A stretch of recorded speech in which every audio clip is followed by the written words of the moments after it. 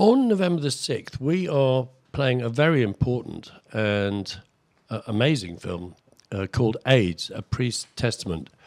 And that tells the story of Bernard Lynch and in New York in the 80s, at the point when AIDS was this terrible shadow over people's lives and everyone was terrified. Mm-hmm. And we really, as a society, hadn't dealt with it at all well.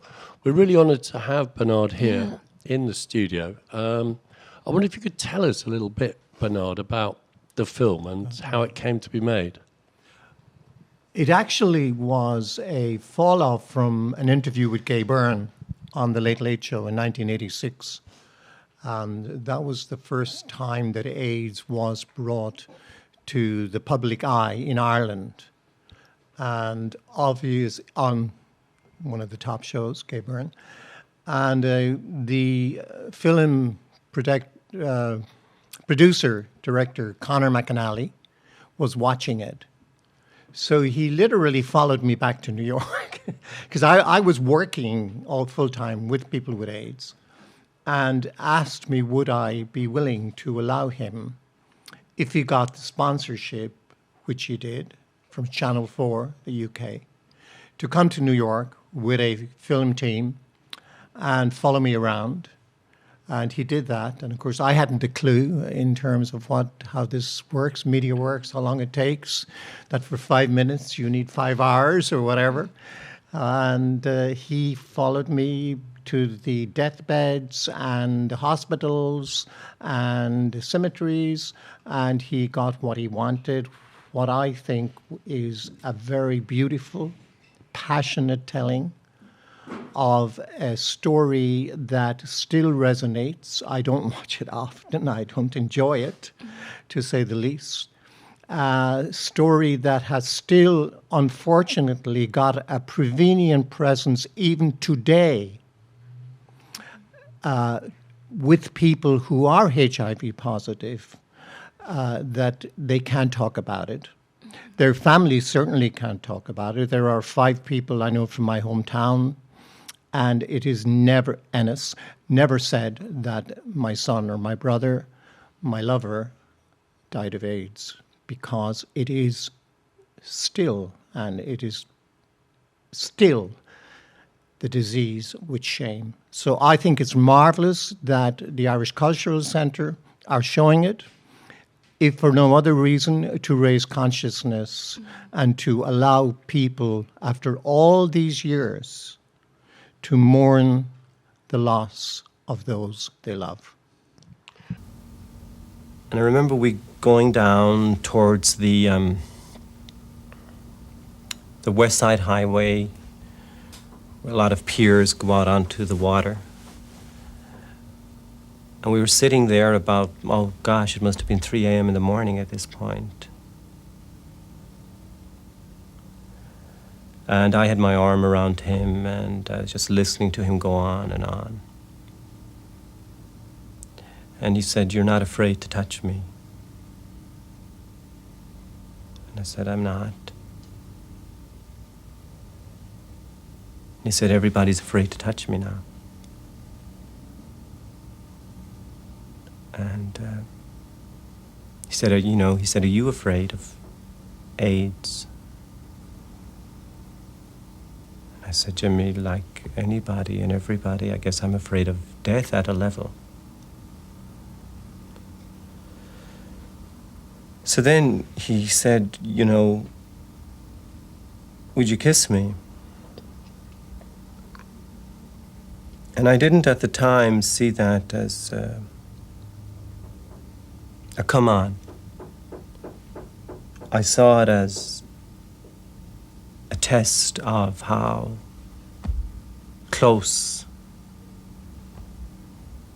I would get to him.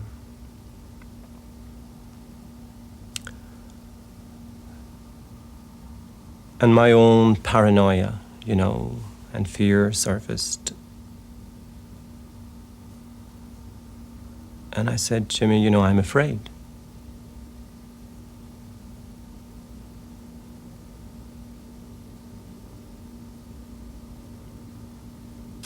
But I ended up kissing him on the lips, and I remember that night, that morning when I came home, I was saying my prayers before I went to bed, and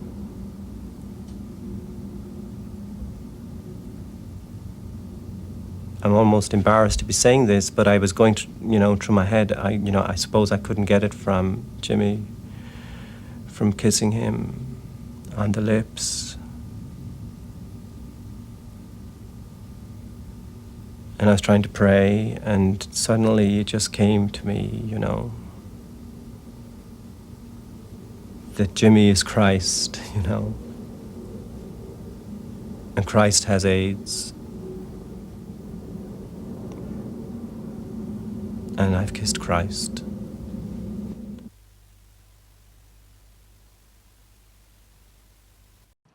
Watching it's extraordinary to look back at that time and see it's nearly all young men in the film, to see these young men who are being stricken down by a disease for which at that point there is no cure at all. And instead of being taken to people's bosoms and cared for, they're actually being shunned as outcasts. And you got quite a lot of grief, didn't you, for reaching out to these young men and being there, giving them pastoral care. Yes. Well, of course, we didn't know how one got it. We thought you could get it by drinking from the same cup or sitting on the same toilet seat. And we all thought, I'm gay, and I was gay then, haven't changed. We all thought we had it. I flew home to Ireland to tell my parents in 1982 that I had made my will. And I guess, I don't know what age, I was much younger than I am today. But it was extraordinary that you had very particularly the churches, synagogues, mosques, absolutely blame us for the disease. The Catholic Church came out with a formal statement from the Vatican saying that we deserved what we got. Imagine, this is incomprehensible. I drink, thankfully. But, I hope nobody ever blames me, for liver cancer, God forbid if I get it, or someone else smokes, lung cancer. But this is the one disease in the long history of the Catholic Church, 2,000 years, that I know of, that women and men have been blamed for their disease. Reagan was the president. He didn't do a thing until eventually, and sadly, Rock Hudson died. The disease then became known by the mothers I was picking up at Kennedy Airport. The first thing the mothers would say to me when I would meet them at the airport to take them to the hospitals was, Father, do you think Johnny has the Rock Hudson disease? And this was incredible. I'm meeting a mother who is discovering for the first time her son is gay. Being gay in Ireland in the 80s was not exactly gay. And number two, now she knows he's dying. And he's probably within 2 weeks of death at the absolute outside. And I could tell you story after story of Irish mothers, Manon Heron, who came with me and then spoke at their son's funeral mass. And it would bring tears to stones, what these women did and what they said about their dying sons. Do you think that we, the general public, as a society, it's almost a little bit like that very first couple of months of COVID, where there was just fear in the air and no one really knew what was happening, but we knew that lots of people were getting ill. Do you think that maybe we have begun to understand how the young men in New York in the 80s were feeling as a result of our own experiences with COVID? It is somewhat, but it is on another planet. Thankfully for COVID, we didn't blame people. It was not a disease to be ashamed of. And it was something that generally whether it was here or in Ireland or wherever, got empathy, sympathy, and support. This disease got nothing. I mean, the young men, as you said earlier in your introduction, I mean, they were as young as 17 and no older than 30. And 600 of the organization I worked with died of AIDS. And, you know, we used to go to the hospitals up and down along New York City, and we would go to the bedsides coming in to visit, Derek and I say, and outside the door, there would be 2 days' food left because the orderlies, nurses, were so scared.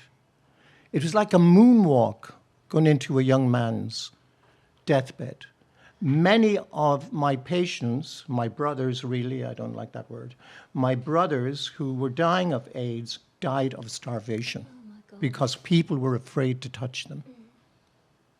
Wow. We might just play the trailer for the film. I was past any hope. I was past love. I was despairing. It was the most painful experience of my life to watch your son getting thinner and thinner. And it was hot. It was oppressively hot. It does very bad things for sick people to be out there. I don't think anyone can understand how much I miss him. Things have been getting difficult here because of my public stand for human rights for gay people. Over half of the 15,000 people in this city diagnosed with AIDS have died. This nightmare makes my presence here as priest and therapist ever more urgent. They haven't got the time to play around with dogmas and institutionalization. People are dying while they're arguing. Love, love, love, love.